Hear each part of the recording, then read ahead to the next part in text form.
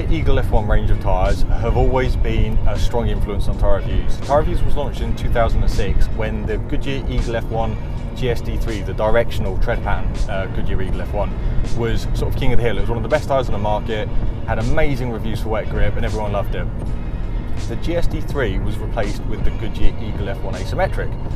A lot of people were upset when the Asymmetric was first announced because it lost that kind of like cool directional tread pattern and went to a boring asymmetric pattern.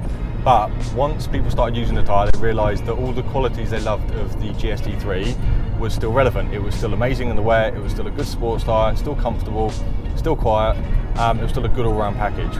The Asymmetric original was replaced by the Asymmetric 2. Again, this moved the game on a little incrementally in every way. The Asymmetric 2 was around for 3 or 4 years, and then last year in 2016 the Asymmetric 2 was replaced by the Asymmetric 3, which has left a lot of people wondering exactly how the Asymmetric 3 compares to the 2. To try and answer this question, I've come to Goodyear's test track in the south of France. I'm in a Golf GTI wearing 225 45 17-inch tyres, and we have a set of the 3s, a set of the 2s, and we're going to put them through all the usual tests. First up, it's a good idea to try and understand what Goodyear wanted from the Asymmetric 3. So to do that, we've spoken to Andreas, who's a Goodyear technical engineer, about what the development goals were for the Asymmetric 3 and how they've achieved them with the new technology. The development objectives for the new Eagle F1 Asymmetric 3 were to improve wet and dry braking and handling without compromising any of the other performance items and keep them at least at the same level. We also improved the tread wear.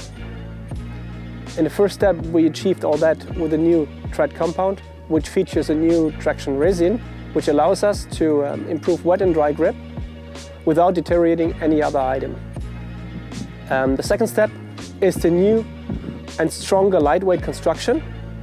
This new construction allows us to improve ride and handling on wet and dry without any drawback on rolling resistance.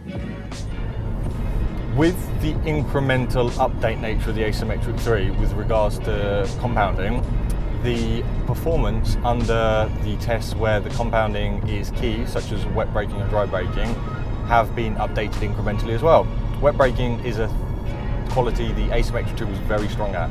So the Asymmetric 3 has managed to improve that by about 1.5% without compromising any other aspects of the tyre.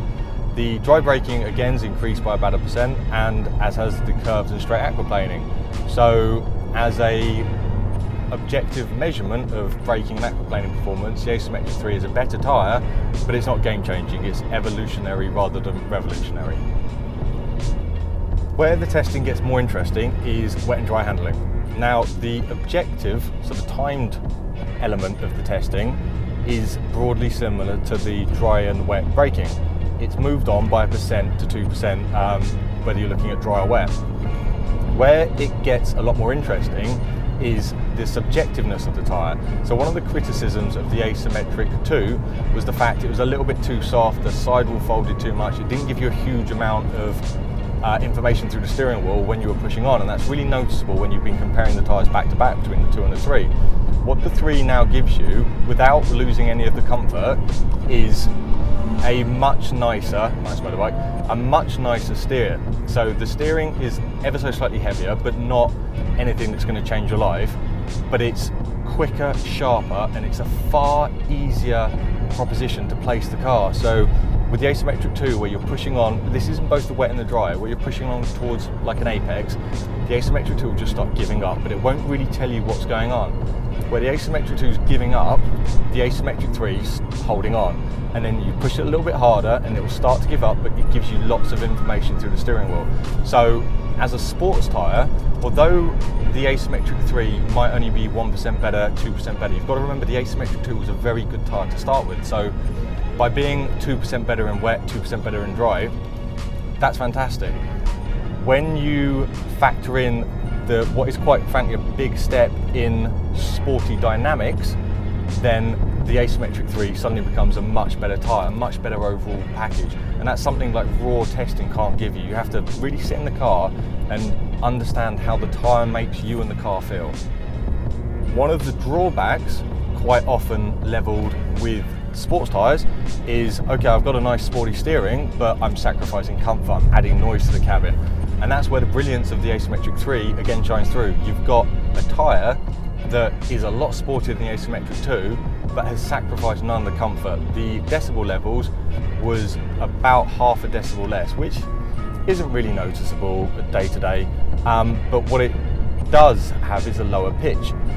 The comfort, I would say the comfort levels, like if you're hitting an impact like a pothole or a speed bump, the comfort of the tyres are broadly similar in overall impact, but the Asymmetric 3 rounds off the edges, so it crashes less. And while that sounds confusing to explain, it just makes the tyre easier to live with day to day. So by combining the extra sportiness of the tyre while also slightly improving comfort, they've done a really good job, which just leaves the Asymmetric 3 as a better tyre all round. There's no compromise. There's no point you would ever think, oh, I wish I was on the Asymmetric 2 and not the Asymmetric 3.